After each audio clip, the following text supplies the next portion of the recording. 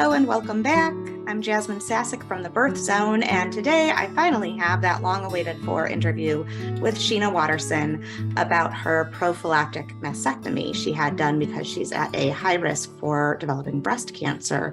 And we talk in this interview in particular about what that meant for her having babies and feeding those babies without having that option of breastfeeding. So please enjoy the interview. You can find out more about Sheena on her podcast, And Then We Had Kids. And if you are new here, you can find out more about me and this podcast at thebirthzone.com. That's zone.com. We primarily provide doula services, childbirth education services, really focused on empowering and equipping people to have an amazing, beautiful, wonderful birth experience. So go check us out at thebirthzone.com. And with no further ado, here's your interview. Enjoy. Hey. Hello. I'm finally reading my book. You know what was the key? Did you see my post on Facebook? Yeah.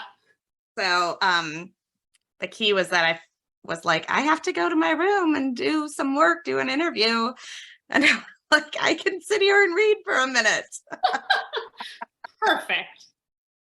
So I'm just going to dive in. I'll edit this later as we chat. But in case I put this in there for people listening, I put up a Facebook post tonight that just our life, my family is crazy and we have kids with all kinds of special needs. And that was my post I was like, I'm trying to read this book while all of this craziness is going on around me. And Sheena saw it and kindly messaged me and said, do you still want to do the interview tonight? And I'm like, yes, please. Because this is my, I do have my glass of what's left of my glass of wine though. So do I. Yeah, thank you. Okay. Not alone. Yeah. So been one of those days. And thank you. Yeah, right. And thank you so much for doing this again, because I don't know what I did, but my computer totally lost it after our last interview. So that was sort of our practice round. And now we get to get it all right. There we go. So this is Sheena Watterson, and her and I went to high school together. Did we talk last time? Did we go to junior high together or not? What middle school? We did not. I went to private school up until high school, so we did not go to junior high together. I couldn't remember that. I was like, I don't really remember people from middle school all the time. So, but high school. And would you just introduce yourself and who you are for a minute here? Sure. So I'm Sheena Watterson. Like, how deep do you want me to go? I'm a mom of two boys. I am a former special ed teacher. I am currently a special ed administrator. So I love my work. Started out in therapeutic day schools. In my free time, which I don't have a ton of, I also co-host a podcast called And Then We Had Kids with a speech pathologist friend of mine, and just do a lot of work with some different cancer organizations in the area. Excellent. And that's nutshell. Yes. And that's how we've been connected, but sort of reconnected over your podcast, and it cut out for a second on my end, but it's called And Then We Had Kids. Which is so wonderful for me to hear, because it's kind of I parent a lot of kids who have trauma and special needs. And so a lot of them go to sort of special education programs or schools, and you've worked on that side of it. So I love hearing that side of it, because I think whichever side you're on, it's so different sometimes to hear the other side. And that was, everything was going, it was just kind of our normal, like, chaotic night when I made that Facebook post earlier this evening. And then at 7:00 tonight, we had online our like parent teacher conferences. And so one of my kids who has autism, she like freaked out hearing that we were talking about her. And so then that became a whole nother, I was like, okay, maybe I can't do this tonight, because she was like having just this major meltdown hearing that we were talking about her. And I'm like, we do this with all the kids. Like, this isn't just you. We've done it with every kid we've ever had. Yeah. Every teacher does this for every kid. So anyway, it's been a night, but we'll get through it. So Sheena is here though tonight to talk with us about your journey as what you call a previvor. So tell us first, oh, I just lost her. Okay, she's going to join back in a minute and I'm going to have her tell us what a previvor is. All right, welcome back. I think it's my internet. It's like awful. So we'll see how this goes. I might switch into my phone and see if that works better. Okay, we'll try this. And if we need to switch to the phone, that's okay. But what I was starting to say is, so you are what you call a previvor. Can you define that term for us kind of going into this discussion tonight? Sure. So a previvor is someone who is exposed to cancer. In my case, I am a high risk for breast and ovarian cancer as a BRCA2 mutant. So everyone has the BRCA1-2 genes, and my BRCA2 gene tends to be mutated. I'm seeing that my internet connection is unstable, so I'm not sure if this is even working right now, and I might have to. Let's try this. All right, that seems like my life. Okay. We'll see if this works a little bit better, but it's okay. It's technology, isn't it? It's so funny to me growing up at the same time as we did in high school and stuff that like we complain about these connections now. It's so much better than it was. Can you imagine that we would just hop on the internet and have a video call with somebody, 20, 30 years ago? I like still remember like the dial-ups and landlines. Yep, so, absolutely. So we complain about it, but it's so much better than it used to be. Okay, let's try this again. So, previvor, what is that? So, previvor is someone who is predisposed to cancer, so they have a higher risk of getting cancer. So, in my case, I have the BRCA2 genetic mutation. Everyone has the BRCA1 and BRCA2 genes. It's just that my BRCA2 gene happens to be mutated, meaning I'm at an increased risk for getting breast and ovarian cancer, along with skin cancer and a bunch of other fun stuff. It became kind of a little bit more popular from Angelina Jolie, who has the BRCA1 mutation, and Christina Applegate, who also has the BRCA1 mutation. Oh, interesting. So how did you find out that you have these mutations? So when I was in about 3rd or 4th grade, my mom was diagnosed with breast cancer at the age of 34, which is pretty young. Yeah. So, back then I didn't really understand it a ton. I do have very vivid memories of my mom being sick, and going through chemo and losing her hair. And I just remember at the time, there was just something in the back of my head that kind of said like, hey, this is a little off. Fast forward to, I think it was maybe when I was in college, my aunt, her younger sister, got diagnosed with breast cancer again before her first mammogram. So I just remember having conversations with my gynecologist and recommending getting mammograms at an early age. So in my case, we started them at 30. Oh yeah, that is young. Okay. Yeah. And I do remember, I was telling someone the other day, actually, because it is, Breast Cancer Awareness Month currently, that when... Oh, that's true. I didn't even think about that. Yeah. Okay. That when I first tried to schedule my mammogram, I probably had to talk to 7 or 8 different people at the hospital just to try to get registered, because everyone just shrugged it off as like, no, you're way too young. I was like, wait, no, I have a family history. My mom was really young. I have a doctor's order. Did you have any issues with your insurance paying for it? I did not, because my mom was so young. And and that was documented. But what was a struggle, which we had talked about, was at the time my mom wasn't ready to get tested for a genetic mutation. She was kind of the mindset of like, I'm done with cancer. I've been in remission. I don't want to go down that road. So my sister didn't really push it a ton until I was 34 and had an abnormal mammogram. And that was right around the age she was when she had breast cancer, right? Age. Yep, it was the same age as her diagnosis. I was just about to get married. And so that kind of scared her into getting tested. So sure enough, she tested positive for the BRCA2 mutation. I actually also have breast cancer history on my dad's side too. So I was at an increased risk, and we weren't sure kind of if you can have multiple gene mutations, but they were looking for the very specific mutation my mom had. Okay. And where did your mom go to get her? So it started with her testing. Yeah. Where did she go to get the testing? She just went to her gynecologist.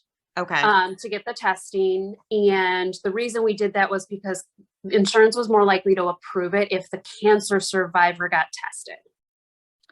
Oh, instead of you just going in and asking for it. Or my sister just testing, we ran into the chance of us getting denied by insurance. Sure. So they want to check the cancer survivor first. And if they have a genetic mutation, then it will be approved for us.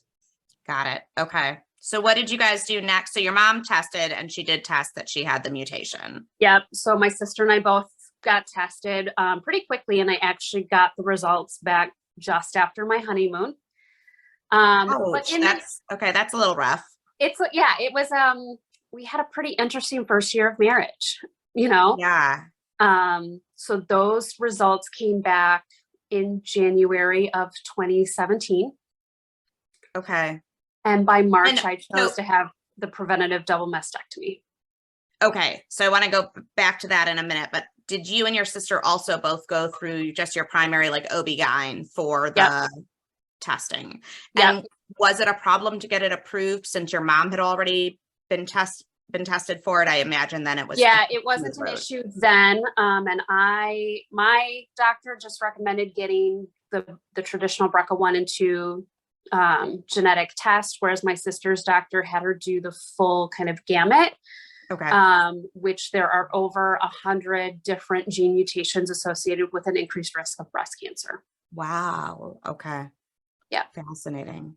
Okay. So then you're back from your honeymoon, you get these test results, and now you've decided to go through a mastectomy, correct? Mm-hmm. Yep. So walk us through that thought pattern a little bit. What were you considering? What were the risks and benefits of that? What was the whole thought process on that? Yeah. So it, oddly enough, was a really easy decision for me and for my sister. It was nice to have her going through it all at the same time too. So I had someone I could bounce ideas off of and talk to who really understood what I was going through, which I do understand that may not be the case for everyone. And my sister and I are very close. So she and I tell each other everything. Did you ever feel like you had to hold back from your opinion or thoughts, or processing it with somebody who was so close to you? Did you ever feel any friction there, or was it just you both laid it out on the table and felt totally comfortable? Yeah. So for us, we're both always very honest with each other. And so for us, it was very easy to just put our thoughts out on the table. And neither of, I think when we were going through the conversations, it was kind of this is what I'm choosing to do. I will support and respect your decision, even if it's not the same as mine. And in this case, at least with our breasts, we came to the same decision, and it was easy for the both of us. I think that kind of little birdie in the back of our heads just kept saying it's not a matter of if you get cancer, but when. Okay. So for us, it felt like we had these ticking time bombs on our chests that just needed to go. And we went through kind of different lenses with it, right? So my sister had already gone through having kids, and she had the opportunity to breastfeed. At the time, I was newly married. We were discussing IVF because I have endometriosis and PCOS. And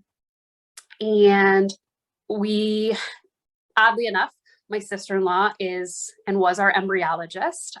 So we also had her expertise and her network of doctors that were able to kind of talk us through that piece as well. And we were really uncomfortable going through the IVF process, knowing I was about to pump myself through all of these, hormones that my body wasn't necessarily used to. And because my mom couldn't remember what type of breast cancer she had, we didn't know if that potentially could have had an impact on the breast cancer piece of my life. Because there's a chance that the hormones you would take through IVF could like increase your risk of breast cancer. Is that what you're saying? Yeah. Or at least that's Okay. kind of what our understanding was when we Sure. were having these discussions. Okay. Okay. So, that I think was the hardest part of the decision was, you know, I was going to miss out on the opportunity to breastfeed. And after some thinking and kind of talking to my sister and my husband and my sister-in-law, I came to the decision that it was more important for me to be there for my kids than to go through the experience of breastfeeding. Yeah, I can see that. Now, okay, this may sound like a stupid question, but would having a mastectomy affect your fertility in any way? Does it affect your own hormone levels or your fertility? As far as you know? Yeah, it did not. The only thing it did was really just take away my opportunity to breastfeed because they remove everything, right? So they're removing as much of the breast tissue up until the backside of the nipple, because at the time I chose to keep my nipples. Okay. But yeah, so there wasn't any other concerns at the time. There have been discussions post that about the need to get rid of my fallopian tubes and ovaries as well, because again, I'm at an increased risk for ovarian cancer as well. And a lot of the research now is showing that ovarian cancer actually starts in the fallopian tubes. Oh, interesting. And that makes sense. It's so hormonally linked, breasts and fallopian tubes and uterus even, and all of that, cervix, all of it so linked. Okay. Okay. Yeah. So I had a client who had a breast reduction and was told by their surgeon that they had kind of a 50-50 chance of being able to breastfeed, that those milk ducts might still grow back and reconnect. What were you told something similar or something different? What were you told in terms of that? Yeah. So for me, it wasn't an opportunity to breastfeed at all because they essentially scrape out and remove everything. Okay, that makes sense. So it wasn't a breast reduction. It was a total, like, let's get all of this tissue out. Okay. Yeah. And I went through what's called a skin sparing and nipple sparing mastectomy, meaning they were trying to save as much of the skin as possible versus removing the entire breast and all of the skin with it. And so when they do that, they really just kind of scrape in there to get as much of the tissue out as possible. There's always, a small chance that they leave a little bit behind. But yeah, so because of that, all of the milk ducts and everything were removed as part of that process. Now, I have heard some women who, because they go through a skin sparing and nipple sparing mastectomy, that they sometimes may leak a little bit when they're pregnant or like initially after giving birth, but it's never enough that you could pump and have enough to, feed and sustain an infant. Okay. And just based on what you're saying, then I imagine that you had a lot of different, probably several different options to weigh as far as what type of mastectomy to have, whether you saved the nipple, saved the skin, right? Am I correct in that? Okay. Yeah. So those are options. And then reconstruction, there are several different options. So I went the implant route, but you can, there's different reconstruction types that will take different parts of the muscle or tissue from other areas of your body and reconstruct a breast that way. Okay. So catch us up a little bit, like emotionally, physically, how are you doing through that whole process and the healing? What was that journey like for you? Yeah. It was definitely a grieving process. I have a wonderful network of girlfriends that threw me a tata to the tatas party and a boob voyage party as a way for me to kind of did you say boob voyage? Boob voyage. Yep. I love it. And there were, boob themed cookies and pick a cup size for your drinks. And it was really, they did a wonderful job with that. And it also got me some gifts to help me with my recovery. Because you can't lift your arms up. You have these awful drains coming out underneath your arms. So I had to wear button front pajamas and have these pillows under my arms for several weeks.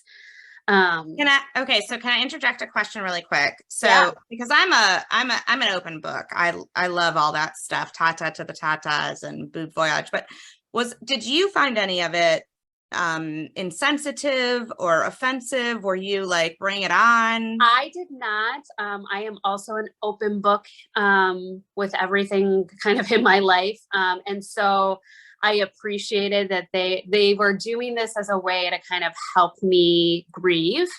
Because, I joke, I had a really nice rack back when I was younger, and Didn't I we was all though, Sheena? We all had a really I nice rack know. when we were younger. And then, so it was like really hard for me to lose that part of my body that I also felt like defined me as a woman, right? So no, I mean, I thought it was hilarious. I also have a very kind of not crude sense of humor, but like it just takes a lot to really offend me or turn me off on things. Sure. And I'm the same way. I'd imagine, if you're a friend of somebody going through this, that it really depends on that person's personality and where they're at and checking in and kind of aligning with who they are. To a lot of women who have gone through this, and they also have gone through, had similar parties. And again, I think it was just a way to kind of come to terms with what was about to happen. Because you know what's going to happen. So there's no need to necessarily hide that. Yeah. Right. Okay. Yeah. Makes sense. Recovery was really challenging for me. I think it was just much more painful than I had anticipated. There's just all of these muscles in your chest that you don't realize that you use. Like, it was hard for me to pull up my own pants or like flush a toilet. Getting up off the couch, you don't realize how, like they kind of tell you to really make sure you're in good shape and that you've really worked out your core. And I'm just not someone who enjoys working out. And so I wasn't in the best shape of my life. That's what I'm thinking I didn't think about it until you say it, but when you talk about going to like stand up or stand from the toilet or put yourself down the toilet or any of that, you're using a lot of this. And if you're not going to use this, you got to have a strong core to do that stuff. Yeah. Yeah. I mean, I remember even just kind of rolling out of bed because going from, laying down into an upright position was excruciating. Okay. So how long did that take until it started feeling a little more, or maybe it never has? Has it repaired? Yeah. So it did. It took me a lot longer than my sister. I would say I felt it probably took me at least 6 to 8 weeks before I kind of was in a state where the pain wasn't as bad. And then, I did okay for a little while. And then I unfortunately developed what's called somastia. And it's where the tissue and the muscle along your sternum or your breastbone pulls away, and it created a uniboob. Okay. So instead of adhering to the like sternum area, is that where it's supposed to be more kind of adhered to the sternum, but it comes out more? Is that correct? Yep. So instead of having the nice cleavage that I had back in my younger days, I had a uniboob. So the muscle, the pocket for the implant was overcut and pushed together, lifting apart that muscle and tissue from the breastbone. And I'm sorry if I sound crass, but I'm thinking going through it, what I would be thinking is like, here I was supposed to at least have like good fake boobs out of the deal, right? Yep. I mean, even that. That's what I was hoping for, like, okay, well, I'm not going to ever have to wear a bra again because they're just going to be perky. And they were perky, but they looked like one just. Wow. Okay. So was there anything corrective you could do for that, or what was the next step with that? Yeah, so I've had a few revision surgeries. So I now have permanent internal sutures there that are trying to keep the muscle and the tissue attached to my sternum. Okay. So that was like painful. It stretched apart again a little bit after my first pregnancy, just with all of the weight that you gain during a pregnancy. But the revision I had after that one, seems to have stuck so far, and I've been okay. So you've had several surgeries. You had the surgery to have the mastectomy? Did they do the reconstruction at the same time as that? They did. I was a candidate for direct to implant, which not everyone is. So I was able to have my reconstruction at the same time as the mastectomy. But then I've had 2 revisions since, and with the second revision, I made the choice to get rid of my nipples. Oh, can you tell us a little about that decision? Yeah, so with the symastia, unfortunately, my nipples were no longer centered on my breasts. So they kind of peeked out the side, which was really annoying. And then with breast reconstruction, sometimes your nipples are like permanently erect. And so it was just like an annoyance to me at that point. I figured like, I can't really do anything with them anymore. I can't use them to breastfeed. So let's just get rid of them. And I've been much happier since removing them. Okay, so personal question, and I can cut this out if you don't want to, but do you have tattooed nipples or reconstructed or nothing there at all? Like just the shape of a boob? It is just the shape of a boob, and I have a horizontal scar across my boob. I, at this point, have chosen not to get tattooed nipples, but I have several tattoos, so it's not out of the question. At this point, I just haven't chosen to get nipples tattooed on, but that's the nice piece of, you know, I can make that decision at any point, and it's pretty easy process also because I don't have any feeling left in my breasts. That was going to be my next question. I was like, this is a weird question off the top of my head, but yeah, you have no sensation left in them at all. So you I have no sensation. So I can feel if someone's pushing on it, more so because I can feel the implant pushing on, you know, up against my rib cage. But I have no feeling left. But if you get a my breast tattoo area on your breast, along the side too. So it makes probably for my easiest tattoo in terms of pain wise. Right? Exactly. Man, those things hurt. Okay. Yeah. That's just fascinating. So, okay. So let's go into childbearing and having babies and how, if any way did this affect, we talked about it didn't really affect your fertility, right? But did it affect your feeding choices for your babies? Yeah.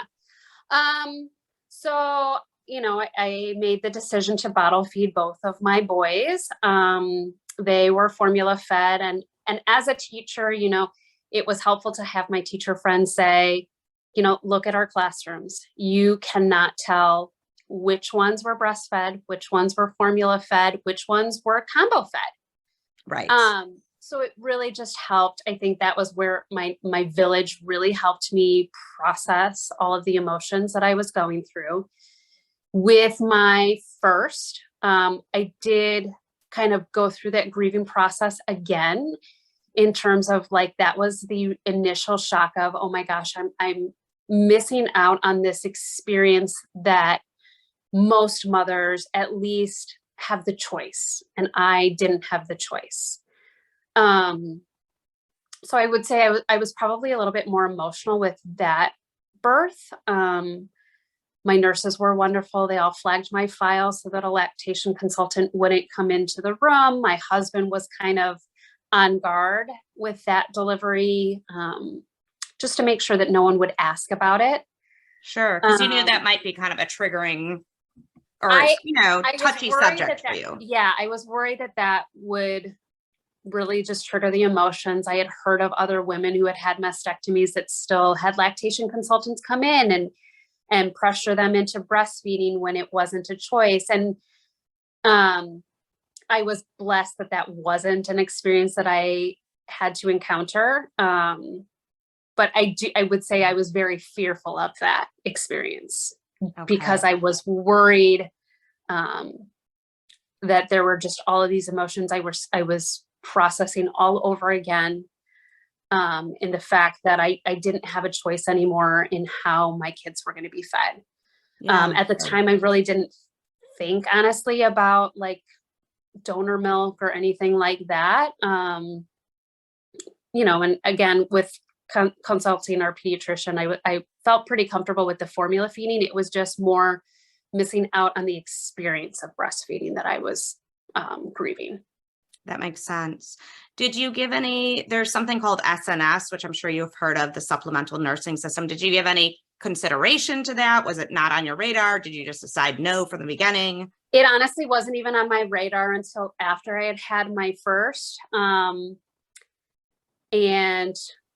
by the time I had my second, I had chosen to have my nipples removed. And at that point, I was much more kind of confident in my decision. And so it just wasn't, I just didn't even it didn't cross my mind with the second either. Especially when you know you're not going to be getting milk in. It's not like a transitional thing, and you don't even have sensation there. So it doesn't. And I will say, the opportunity to have anyone feed my kids was actually really nice. I struggled with some postpartum depression and anxiety. And so when I was kind of at my lowest points, it was really helpful to know that anyone could pick up a bottle and feed my kids. Especially, I had postpartum depression after my second, and I'm a big believer that sleep is such a component of that and of our mental health in general. And so when you are the sole provider of food every 2 hours around the clock, like if you are struggling with postpartum depression or any kind of anxiety or mental health, like I think the very first thing you need to do is figure out a sleep plan to get sleep, because so it's almost impossible to do that if you're solely breastfeeding. Exactly. So we were taking turns at night. We had help sometimes on the weekends, so it was just nice that I could take a nap or I could get a few extra hours of sleep because it was my husband's turn to feed the babies. And then with my second, because I was so confident in that decision, I actually had a poster made that I hung up above my bed in the mother and baby unit it was this cute little poem that a cancer survivor had written that just kind of said, my kids will be fed and this mama's a provider and they'll be okay. And so it was just it was like a proud moment for me that I had made this decision. And I remember nurses and the cleaning staff or CNAs coming in and commenting about the poster and how much they loved it. So, but I love that. I saw that on one of your Instagram or Facebook posts, your new baby pictures, but you're there with your baby and the picture and the poster in the background. And I was like, oh, that's amazing. What a great way to reframe a situation so that you're empowered and in charge, and also educating everybody in the room that this is your expectation and your hope, and fall in line with it basically and support me, because this is about you and your baby and your birth and not about their expectations. And my husband didn't have to be on guard at that point. I felt so much more comfortable and grounded in my decision. It was just a much different experience. I love that. All right. So what did you, if anything, what did you do or consider doing to prepare for bottle feeding your babies? Did you do any education or research, or what do you think are things that people should know when they're planning off the bat to bottle feed their babies? So there's a lot of different options in terms of formula, which was overwhelming at times. In discussions with my pediatrician, we had just agreed with whatever, whether it was Similac or Enfamil, we ended up using the Target brand. When you look back at students in a classroom, you're not going to know which one was on Enfamil or Similac or Bobby, which is a newer, the Costco brand or whatever, brand, or shipping it from Europe, which I know families that do that. So we just did the Target brand. Both my kids really struggled with, just the reflux. So we did the rice, the rice starch formulas or whatever it is. So I kind of joke that my quarter Asian babies, got their rice pretty early. Maybe that's what they needed. So question about that. In the hospital, did you bring your own formula, or did you just use whatever the hospital had? I used whatever they had and was blessed that the nurses sent me home with tons of those little, nurse sets. And we used those up. I signed up for all different kind of freebies through Enfamil and Similac. Yes, great idea. Yeah, I would Absolutely. say get those.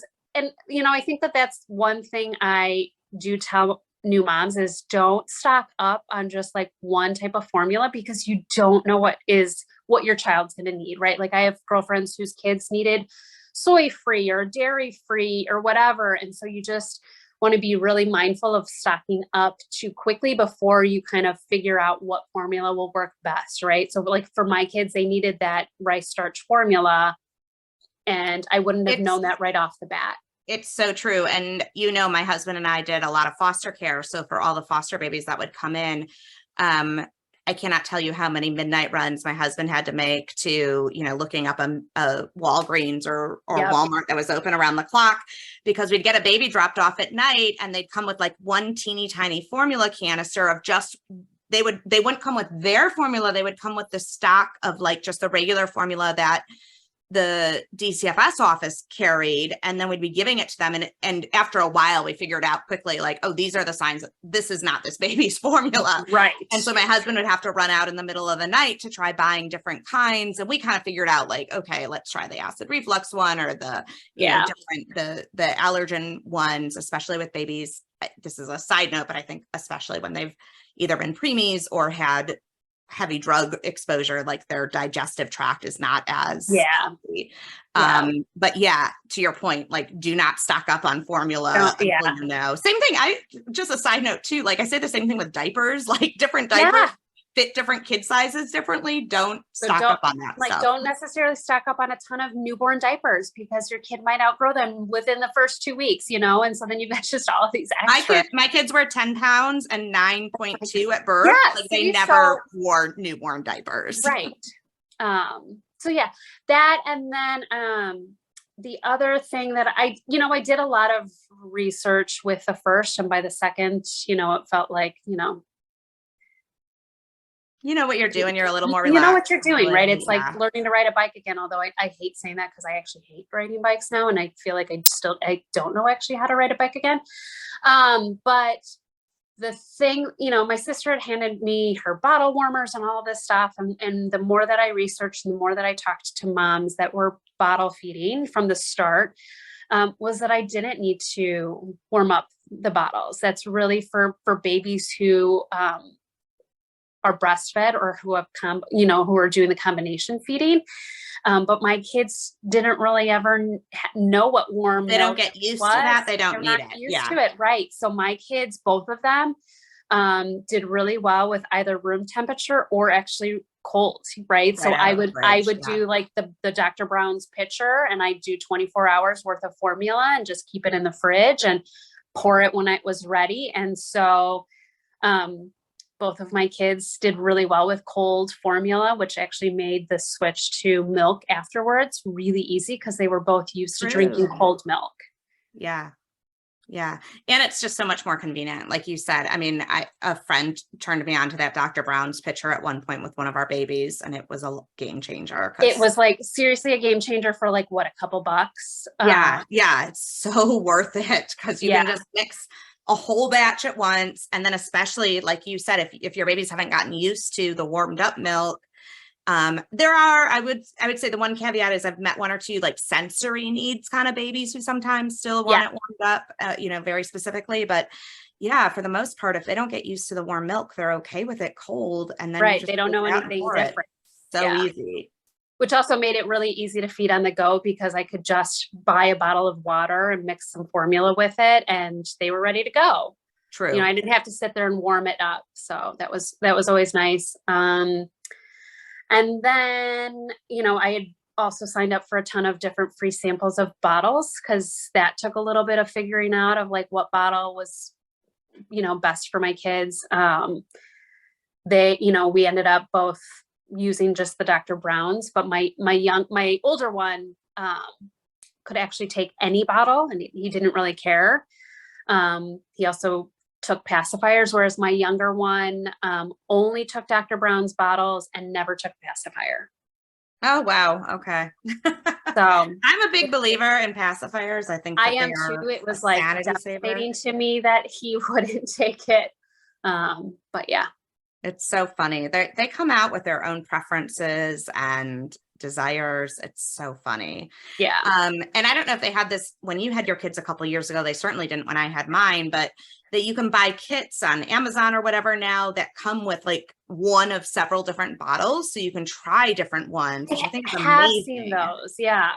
So what a great thing to register for or whatever, so that, you can kind of play around with different ones, because bottles are expensive, especially, a lot of the fancy ones. So Yeah. to not have to invest a ton upfront in something your baby may not like. Yeah. So, okay. Did you ever feel any negative feedback, any negative comments you had to deal with bottle feeding or breastfeeding or any of that kind of stuff?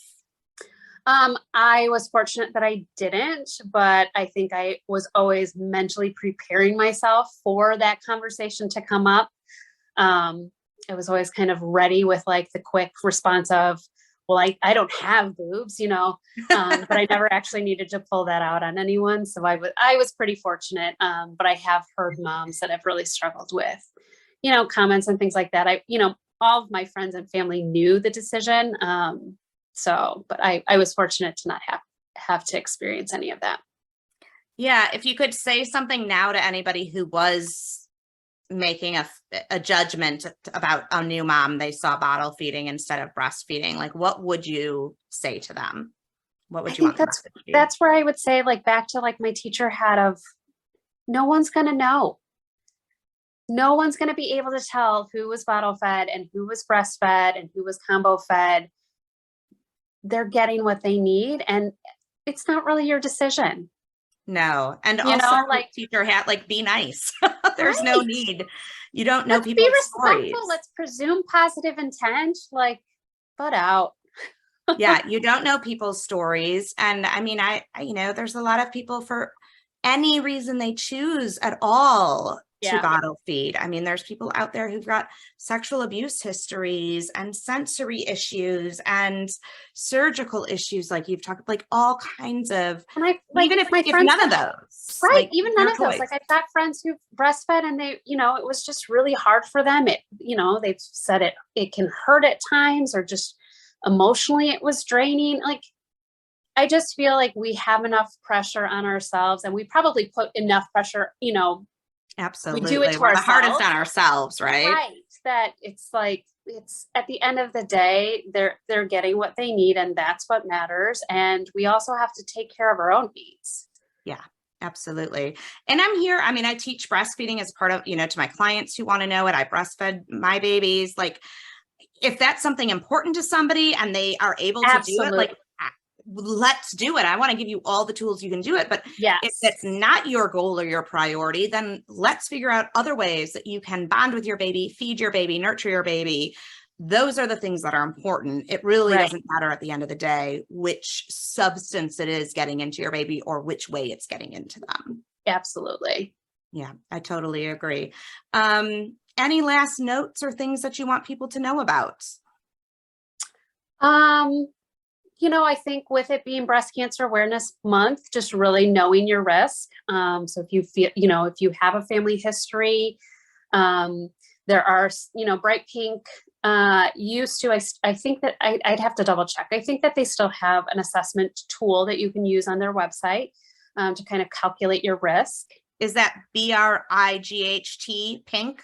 Right? Yep, Pink, like .com or something? Okay. Yep, .org. Okay. It's started by a Chicago-based woman who's also a provider and had a strong family history of breast cancer. And then, I think Feel It on the First is an easy way to just remember to do your breast self-exams. I haven't heard that. That's cute though. Feel It on the First. Feel It on the First. Okay. So it's the easiest way to remember to do your self-exams. So yeah, that would be the biggest thing. Okay. Awesome. Well, thank you so much for doing this. Absolutely. If people want to find you, they can go to your podcast, which is And Then We Had Kids. Yeah. And that's a really great, like, for the kind of the next stage of after pregnancy and childbirth, picking up on the parenting side of things. I love your podcast for all of that. So yeah. Anything else? Last thing, ways for people to reach you or whatever? Sound good? I'm on Instagram, Diapers and Passports. We kind of document our family travels and things like that. But yeah. All right. Thank you so much. I really appreciate you doing this with me tonight. This was super informative, and I really appreciate your candidness and being so open. It's something so important from so many different angles, like the breast cancer awareness and screenings and the surgery, and then the whole feeding aspect of it. So thank you. Absolutely. Absolutely. Thank you for having me. All right. Hopefully my kids have gone to bed now. The difficult ones, at least. There you go. Yeah. My youngest is in bed, and then the older one's a night owl. So. All right. Well, cheers to that, and good night. Cheers. Thank you. Cheers. Bye. Bye.